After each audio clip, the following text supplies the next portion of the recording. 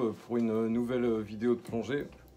Je vous fais une petite intro rapide donc pour vous expliquer que je suis allé plonger du coup à la Calanque de Figueroles à La Ciotat, un super site de plongée qui permet d'accéder à des profondeurs plutôt intéressantes du coup pour une plongée du bord. Donc là je suis allé à 27 mètres. Au départ je m'étais fixé 22 mètres. Alors pour vite vous expliquer du coup justement comment je procède pour planifier un peu mes plongées quand c'est des plongées un peu plus profondes que les plongées habituelles. Je vais rester dans les zones de 20 mètres en évitant les paliers. Là forcément je savais que j'avais les paliers à faire, du coup j'ai planifié ma plongée. Donc j'ai utilisé mes petites tables de plongée. Donc vous voyez, vous avez des profondeurs. Donc forcément si vous allez être entre 25 et 28, vous allez toujours prendre la supérieure. C'est-à-dire même, moi par exemple j'étais à 27, donc je me suis fié à ce qu'on a sur le 28 mètres. Et de là, après j'ai regardé, je me suis fixé 30 minutes de plongée. J'ai regardé le nombre de minutes de paliers que j'avais à faire. Alors là c'est des paliers à moins 3 mètres, vous avez aussi moins 6 mètres. Alors généralement sur les paliers simples on va se retrouver à moins 3 mètres et on va faire nos petits paliers. Sachant que normalement c'est obligatoire de faire un palier de sécurité quelle que soit la plongée que vous avez fait. Déjà c'est pour vous habituer au palier. Donc généralement vous faites à moins 3 mètres un petit palier de 5 minutes. Ça vous permet de vous habituer, 3 minutes, je dis pas de bêtises. Donc ça vous permet de vous habituer à faire vos paliers et de prendre un peu le réflexe. Voilà, donc du coup sur ma montre, donc je m'étais fixé 30 minutes. Donc là vous voyez, je vais vous expliquer un petit peu du coup l'histoire de la lunette. Donc j'ai amené ma lunette sur mon aiguille des minutes. Tac, et de là, forcément, je vais commencer mon compte et arriver à 30 minutes. Je sais que là, il va falloir que je commence à faire ma remontée tranquillement et que je me mets sur mon palier. Une fois que je vais arriver à mon palier, donc si j'ai un palier de 6 minutes, ben pareil, hein, je vais refaire, je vais retourner mon... admettons que l'aiguille elle est ailleurs. Hop, je vais remettre sur le 0. Et de là, je vais commencer à faire mon décompte de 6 minutes pour faire mon palier. Voilà, donc principalement à quoi sert la lunette, entre autres. Donc normalement, c'est à calculer à savoir le temps de plongée qu'on effectue. Et ça nous permet aussi de faire un timer sur un palier, par exemple, ce qui est assez pratique. Alors évidemment, j'utilise pas juste ma montre, j'ai aussi un ordinateur de plongée. Voilà, donc je vais aussi utiliser ce petit ordinateur de plongée qui lui évidemment va me dire la profondeur dans laquelle je suis et il va aussi me dire le temps qui peut me rester avant de rentrer dans la zone des paliers. Voilà, beaucoup de choses assez pratiques, mais malgré tout je préfère quand même toujours me fier sur ma montre auto. Et dans tous les cas c'est toujours bien d'avoir deux systèmes deux systèmes de sécurité au final. Donc au moins s'il y en a un qui est en défaut, ben, vous pourrez toujours vous fier sur l'autre. Voilà, donc ça je trouve c'est plutôt pratique. J'avais aussi dit que j'allais parler des bracelets. Donc moi sur cette plongée, je suis resté donc dans une configuration de bracelet acier parce que je trouve que c'est quand même le plus sûr et la facilité aussi pour enfiler. Vous voyez, on a juste à passer. Hein. Vous imaginez que j'ai la combi et les gants, voilà, juste à fermer, c'est beaucoup plus simple. On va dire que avec un atto ou par exemple un topic, le problème c'est que vous allez devoir... Il faut savoir qu'en plongée, moi par exemple, je vais avoir mon phare, je vais avoir ma caméra, pas mal de choses dans les mains. Donc j'avoue que devoir faire ça, c'est tout bête, hein, mais de devoir mettre la boucle et ça, c'est un peu plus pénible que de juste voilà, enfiler sa montre, fermer, et voilà, on est tranquille. Et puis bon, ça reste quand même de l'acier, donc niveau solidité, c'est quand même beaucoup plus résistant.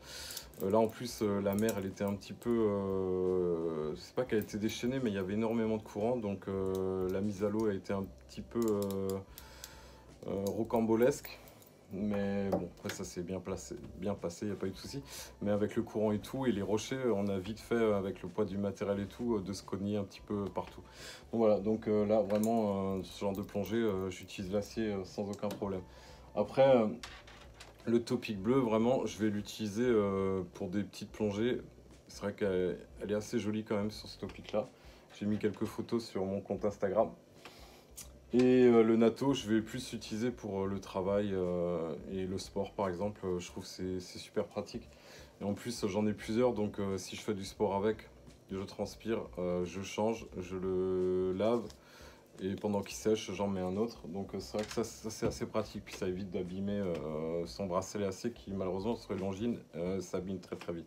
Bon voilà, je vais pas parler plus longtemps, c'est déjà assez long là. Il y a déjà plus de 5 minutes. Donc je vais vous laisser avec les images de la plongée. Je vais aussi parler d'un petit incident. Mais je ne vais pas en parler dans cette vidéo, sinon je trouve que ça va faire beaucoup trop. Je ferai dans une vidéo à part vous expliquant, il n'y a rien de dramatique, mais j'ai eu un petit souci sous l'eau, mais bon, qui s'est réglé avec l'expérience. Heureusement, comme on dit, il n'y a pas de bons plongeurs, il n'y a que des vieux plongeurs. Moi, ça fait 22 ans que je plonge, je suis toujours encore là, donc ça va. Je ne m'estime pas être bon ou quoi que ce soit, mais au moins je suis là et j'acquiers de l'expérience avec les petits soucis qui peuvent nous arriver sous l'eau. Voilà, donc je vous laisse regarder cette petite vidéo, j'espère que ça va vous plaire et vous allez voir, c'est vraiment un super site. Il faut savoir pour la petite anecdote qu'à l'époque de la Seconde Guerre mondiale, il y avait les résistants qui allaient mouiller leur bateau là-bas et il y avait même des sous-marins qui se sont cachés là-bas. Voilà. Donc c'est un site du bord mais avec vite une très grosse profondeur. Je crois qu'on peut descendre jusqu'à 38 mètres, ce qui sur une plongée du bord est quand même pas mal. Voilà, donc je pense que je retournerai là-bas, je ferai encore quelques autres images et vidéos et j'essaierai de vous montrer ça. D'ailleurs, demain, je vais faire une plongée du bord, normalement, au jardin de Saussay après le travail, donc voilà. Je vous tiendrai au courant pour tout ça. Je vous laisse regarder ces vidéos, je vous embête pas plus longtemps. Donc nous voilà à la Ciotat, et plus précisément à la Calanque de Figuerolles. Comme vous pouvez voir, le paysage il est juste magnifique, vraiment à couper le souffle. Même les accompagnants peuvent en profiter, c'est ça qui est bien. Donc là, je m'apprête à aller faire mon immersion. Alors, ça pouvait paraître très calme, mais il fallait savoir qu'il y avait quand même pas mal de courant dû au coup de vent qu'on avait eu les jours d'avant. Donc là, je commence à entamer ma descente.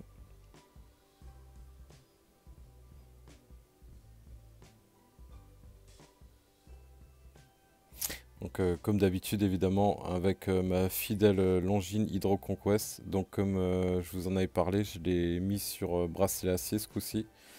Parce que je pense que c'était beaucoup plus sécurisant. Et puis bon, vu que j'allais faire un peu de profondeur. Alors là, comme d'habitude, des magnifiques anémones. Avec les jeux de lumière et tout ça, c'est juste splendide. Je trouve que ça fait un super effet.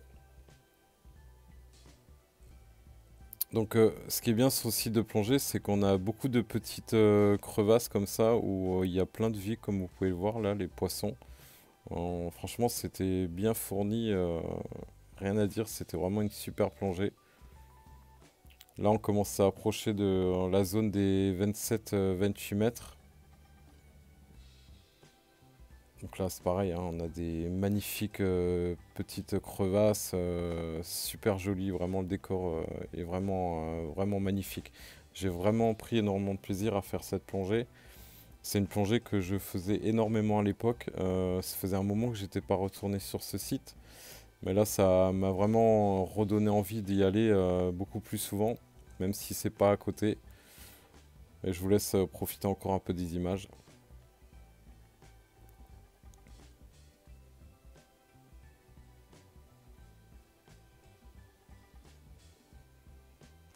Là, je vais commencer tranquillement à entamer ma remontée.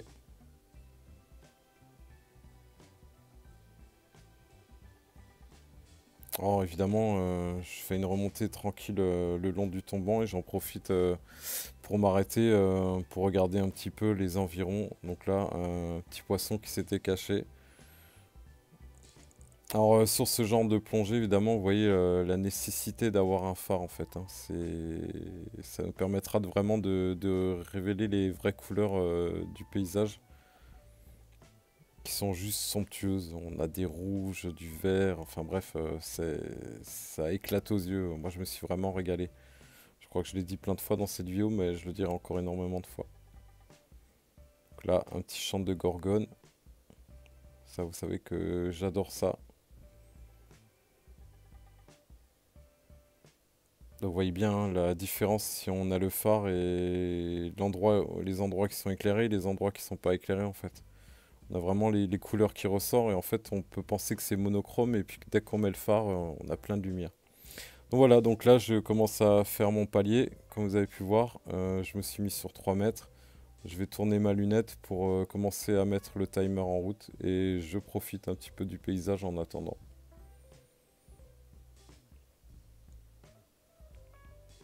Donc voilà, on arrive à la fin de cette vidéo. J'espère du coup qu'elle vous aura bien plu. Et on se dit à bientôt pour une prochaine vidéo et une prochaine plongée avec la Longines.